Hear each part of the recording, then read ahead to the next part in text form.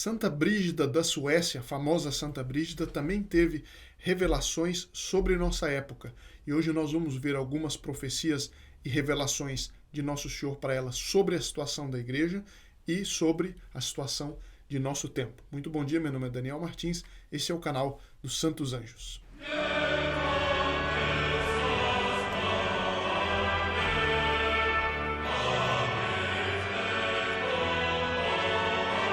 Salve Maria, muito bom dia a todos que nos acompanham, e hoje eu queria continuar a atender a um pedido muito frequente no canal de nós tratarmos de algumas revelações particulares.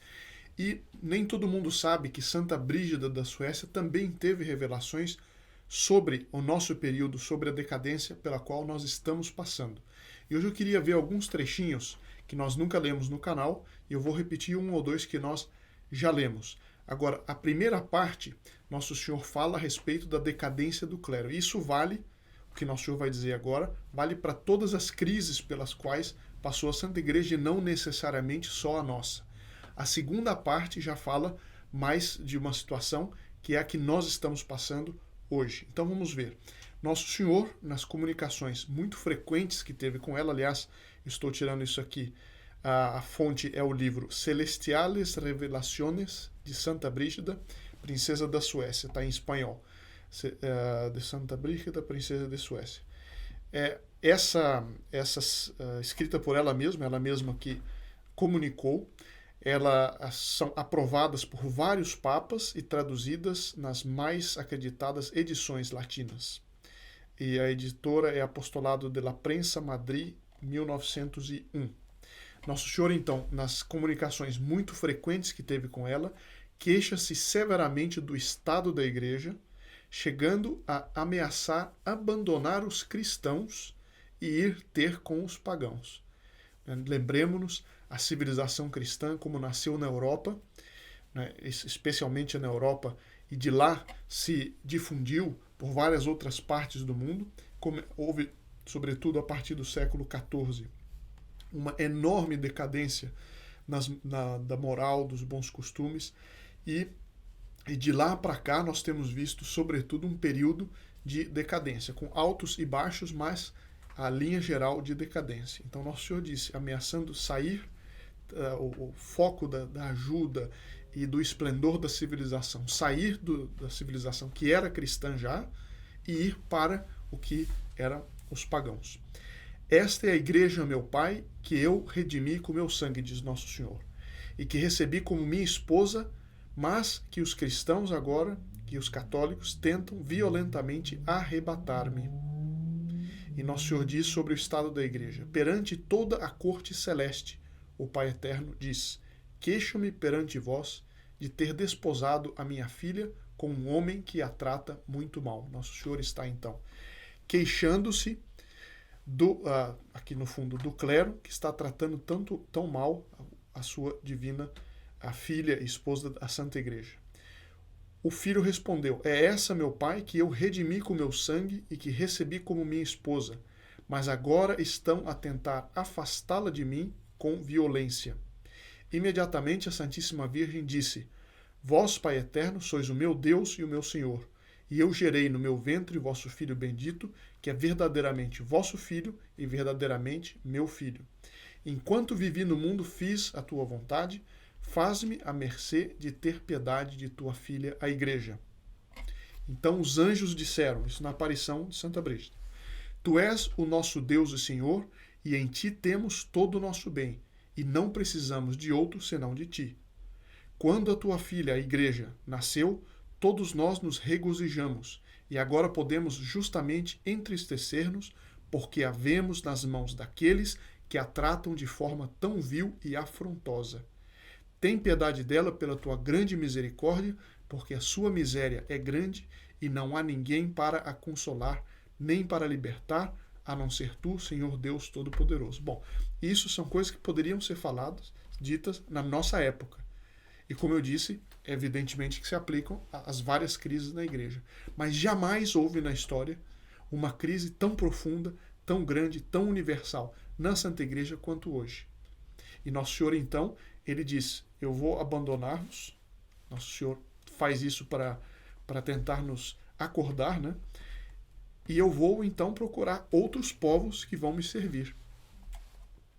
As duras palavras de Deus sobre a igreja. Fechadas estão as portas do tálamo, isto é, da igreja. Que significam as portas, senão a boa vontade da alma?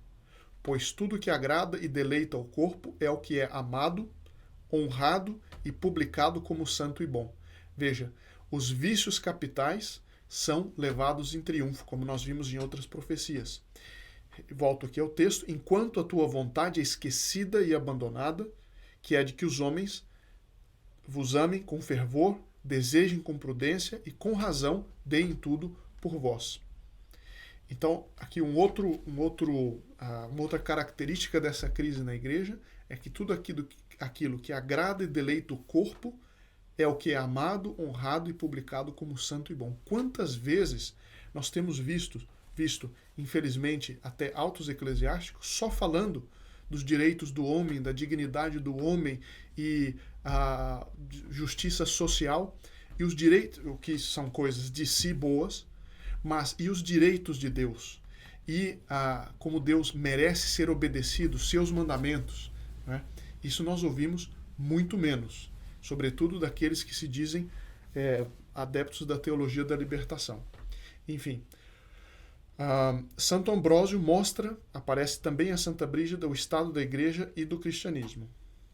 Por estes governadores do mundo entendo todos os senhores que têm poder espiritual e temporal, pois não são poucos os que amam tanto sua própria vontade, que absorvidos pelas tempestades e tormentas do mundo, pelo orgulho, pela cobiça e pelos prazeres, não se preocupam com o bem das almas dos seus súditos,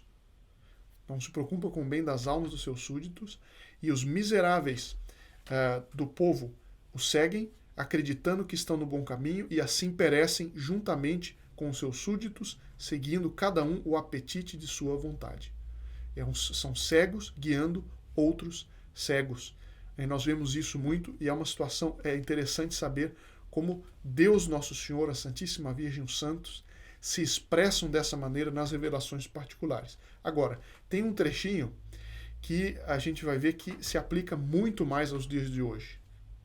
E diz o seguinte: e como os cristãos me perseguem com suas maldades e me expulsam dos seus corações, irei ter com os pagãos.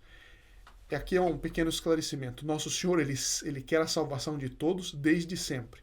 Mas o que fica bem claro aqui é que, historicamente, houve, primeiro, o continente europeu que recebeu a fé católica enquanto população, enquanto povo, enquanto países inteiramente católicos.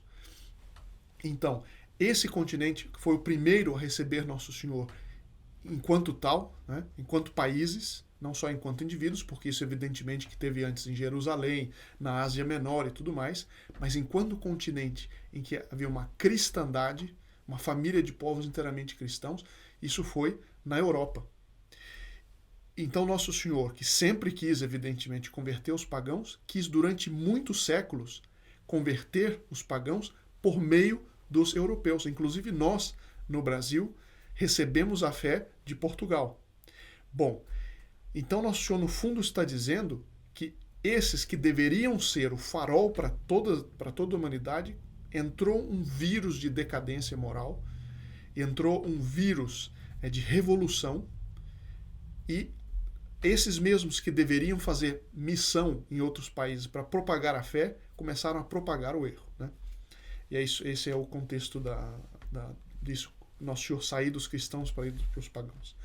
Então, eu volto ao texto. Como os cristãos me perseguem com suas maldades e me expulsam dos seus corações, irei ter com os pagãos, e embora o meu nome lhe seja agora insípido e amargo, tornar-se-á mais doce do que o mel. Veja que interessante. Irei ter com os pagãos, e embora o meu nome lhe seja agora insípido e amargo, aqueles pagãos que nunca ouviram falar da fé, meu nome tornar-se-á mais doce do que o mel. E acrescenta que, se os católicos perseverarem na sua maldade, virei ter com eles como um gigante terrível, forte e áspero, porque virei tão terrível para os cristãos que nem o mais pequeno dedo ousará mover-se contra mim. Tão forte que eles estarão diante de mim como um mosquito, e tão áspero que sentirão uma dor que não terá fim. Veja que impressionante como Nosso Senhor fala justamente de um castigo contra o mundo ex-cristão. Os países que foram outrora católicos e que estão hoje, muitos deles, perseguindo a igreja.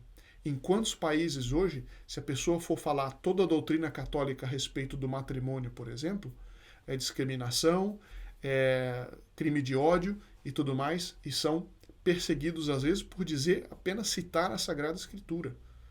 Quantos países estão passando leis dessa forma? E Nosso Senhor, ele promete um castigo tão grande que nem mais o pequeno dedo ousará mover-se contra mim. E alguns desses que serão castigados, inclusive, na outra vida. Nosso Senhor disse, é como um mosquito e um castigo tão áspero que sentirão, alguns, uma dor que não terá fim. Nós vemos como Nosso Senhor, ele julga, sim, com severidade os crimes, em especial daqueles que receberam a graça inestimável de serem católicos. E eu paro por aqui e amanhã eu continuarei um trecho de uma parte que fala também sobre a nossa época, sobre a situação que nós vivemos hoje. Muito obrigado e até o próximo vídeo, se Deus quiser.